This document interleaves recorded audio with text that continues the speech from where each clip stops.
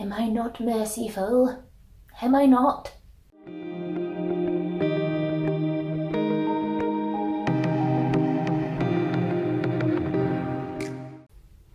Hello everyone, my name is Tabby and welcome back to my channel Keeping Tabs, where today I'm going to be doing my non-spoilery review for Illuminae by Amy Kaufman and Jay Kristoff.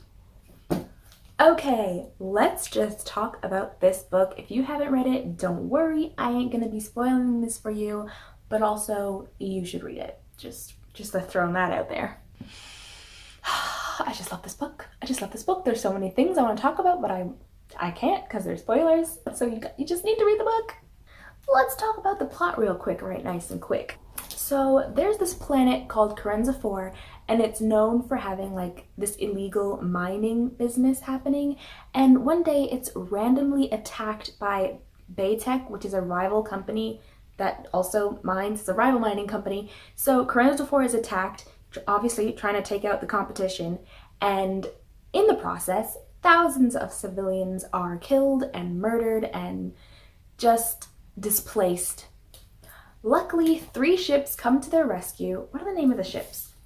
There's the Alexandra, the Hypatia, and the Copernicus, and it has like the design of the ships on there. I just forget, this book is awesome. Look at how cool this book is.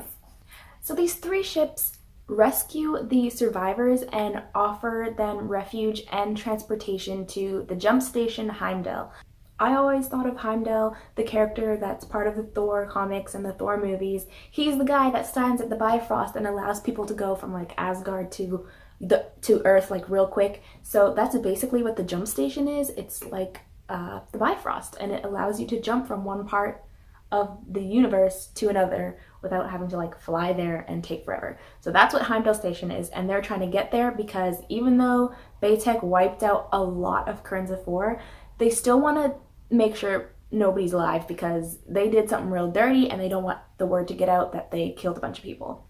But these 3 ships are still in horrible shape from their fight with the Baytech ships, so they're relying heavily on their artificial intelligence. They're relying on their artificial intelligence, aka Aiden, to safely get them to Heimdall. However, during the attack, Aiden, its system got all messed up, so now it's on the fritz, and it's putting the 3 ships against each other, pitting them against each other, killing crew members and passengers on all 3 ships. And on top of that, there's this crazy, really freaky virus that somehow got onto the ship and they can't really like escape it, so that's also terrifying. The majority of the story is told by Katie and Ezra. They are the 2 main characters from the beginning of the book. Right at the beginning of the book, they broke up. They had a breakup, a horrible breakup, and then the attack happens and things go from there. I love these 2 characters. Ezra is so funny. He's just, every conversation he had with whoever, like Katie or his friend James, it just had me chuckling. He's just great, and I really enjoyed his character so much. And then we have Katie, who is super smart. She is a hacker. She knows that there's stuff going on the ships that the captains and the lieutenants and all the higher ups aren't telling the passengers, so she's hacking away, getting into the system and finding things out, and it's great. But we also get lots of POVs from other characters, like other lieutenants on the ship, captains of the 3 different ships, and crew members, and people who actually work with the AI and are trying to fix him. And we also get the perspective of the AI itself, and it's amazing. As soon as we were starting to get that AI's perspective, I knew we were gonna, ooh, there's a buzzing. What is that? There was a line where the AI talked about no more strings, and all I could think about is Ultron. We have an Ultron situation. Hide your kids, hide your wife. This is gonna get ugly. I'm not gonna lie to you guys. I felt like every emotion reading this book, which I wasn't expecting. I already told you that the main character Ezra is really funny, but also that guy who has to narrate their surveillance cameras, he's hilarious. But there's also like a lot of intense scenes where the fighter pilots and the lieutenants and the corporals and the people who are actually fighting, there were like a lot of intense scenes with them, and especially when the virus thing started happening, whew, like I was like feeling it, you know what I mean? It also kind of was scary. Not jump at you scary, but just I don't want to be in that situation ever kind of scary. And it was sad.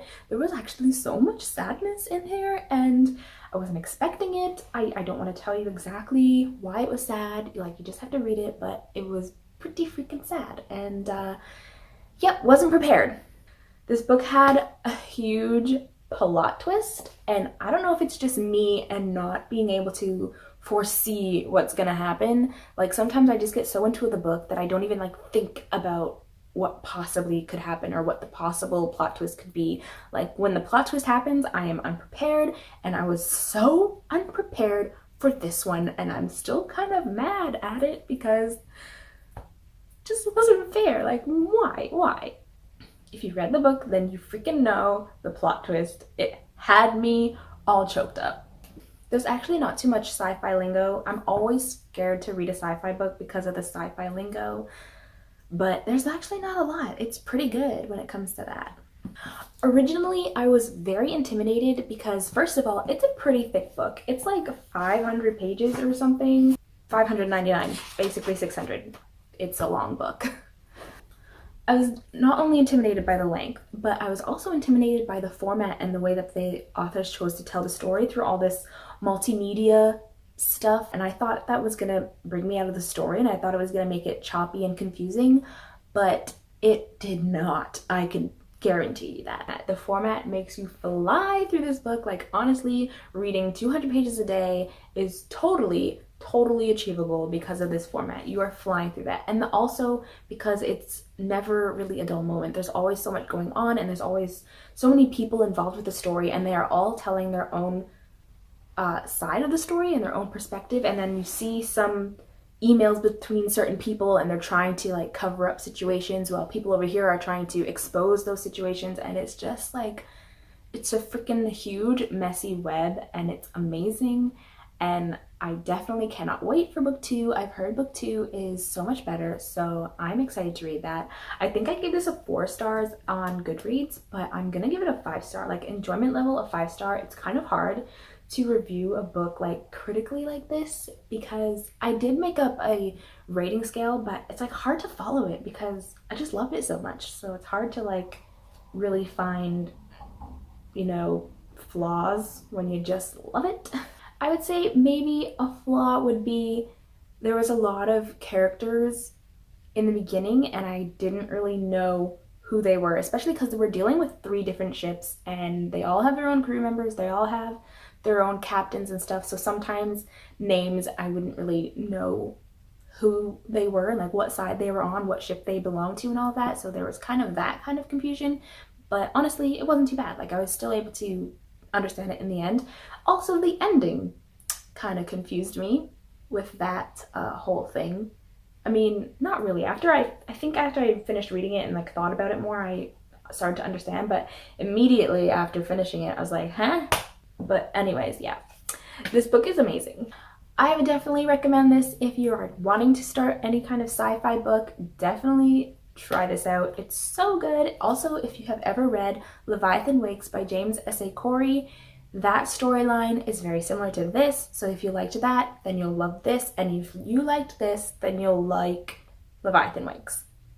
Yeah, it doesn't have the same like format or anything. It's like a regular book, but the plot kind of storyline thing is very similar, very different, very similar.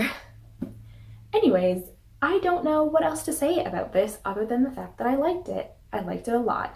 I'm gonna do a spoiler video so that I can actually go into detail about all of the things that I loved about this book. So if you want to watch that, it will be coming. In the meantime, I hope that you guys pick up this book. You will not regret it. It's so much fun. I guess that's it. I'm a little rusty with reviews, not gonna lie, but practice makes perfect. I will be doing more. But yeah, for now, that's it. That's all I have to say on Illuminae. That's non-spoilery. Thank you guys for watching. Don't forget to like, comment, and subscribe, and I'll see you guys later. Bye!